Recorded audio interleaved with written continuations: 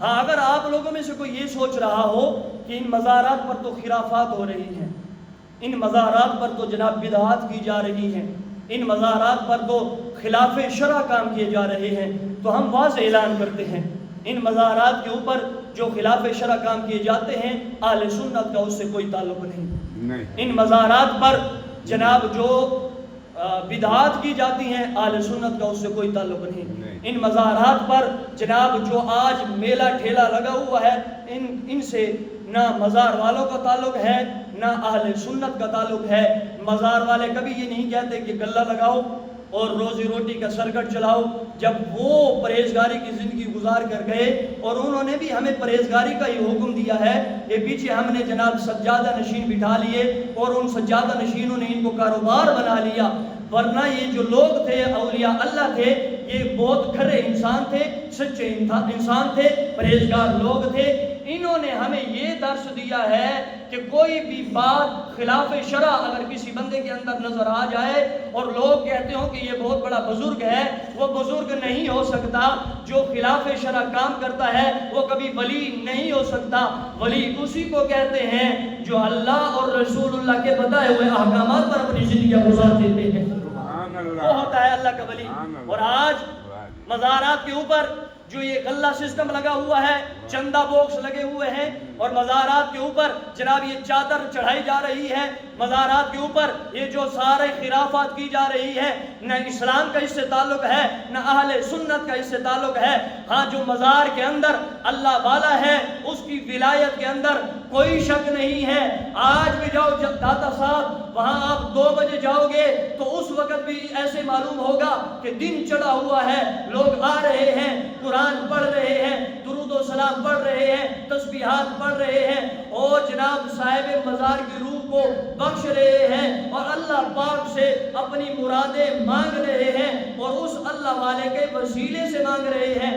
اللہ والے سے جو مانگا جاتا ہے وہ شرک ہوتا ہے، اللہ کے جو وسیلے اللہ والے کے وسیلے سے مانگا جاتا ہے وہ اہل اسلام ہوتا ہے۔ سبحان اللہ۔ یہ سارا تعلق یہ جو خرافات کا ہے یہ جاہل طبقے سے ہے، یہ جو بدعات کا ہے یہ جاہل طبقے سے ہے۔ ہمارے اہل سنت کے جو جہلا ہیں، جن کو دین شریعت کا پتہ نہیں ہے، جنہیں دین اسلام کی کوئی خبر نہیں ہے، شریعت کی حدودوں کا پتہ نہیں ہے، وہ جا کے مزارات پر جناب یہ اس طرح کی خرافات کرتے ہیں، اس طرح کی بدعات کرتے ہیں اور اس طرح کے معاملات کرتے ہیں۔ کبھی آپ نے دیکھا کوئی صحیح العقیدہ عالم گیا ہو، اس نے جا کے کسی قسم کی کوئی خلاف شرع کوئی کام کیا ہو؟ آپ عالموں کو دیکھو، جاہلوں کو کیوں دیکھتے ہو؟ کسی نے جا کے مزار کو سجدہ کیا ہو، کسی نے جا کے کوئی جناب وہاں دھاگے باندھے ہوں، وہاں جا کے جناب گڑے پہنے ہوں اور وہاں جا کے جناب پتہ نہیں کیا تسبیح اور مرکڑے اور اس طرح کی بڑی چیزیں پہنتے ہیں۔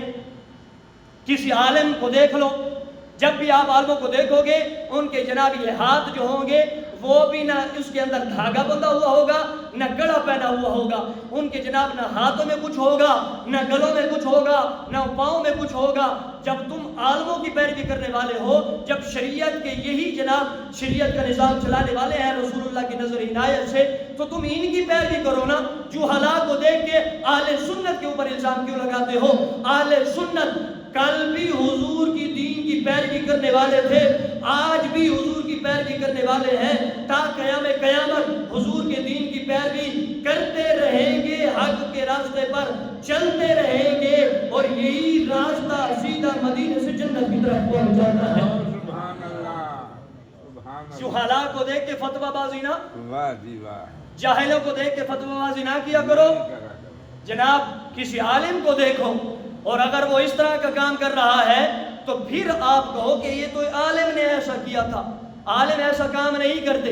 وہ ہمارے پیر سید حامد سید کاظمی شاہ صاحب ہیں، انہوں نے ایک جملہ کہا ہے، بڑا خوبصورت جملہ۔ انہوں نے کیا کہا ہے؟ انہوں نے کہا یارو ہم پر جو الزام ہے وہ ہمارے جاہلوں کی وجہ سے ہے۔ او بے شک، توجہ کرنا، بے شک، ہم پر جو الزام ہے وہ ہمارے جاہلوں کی وجہ سے ہے۔ اور مخالفین کو کیا کہا؟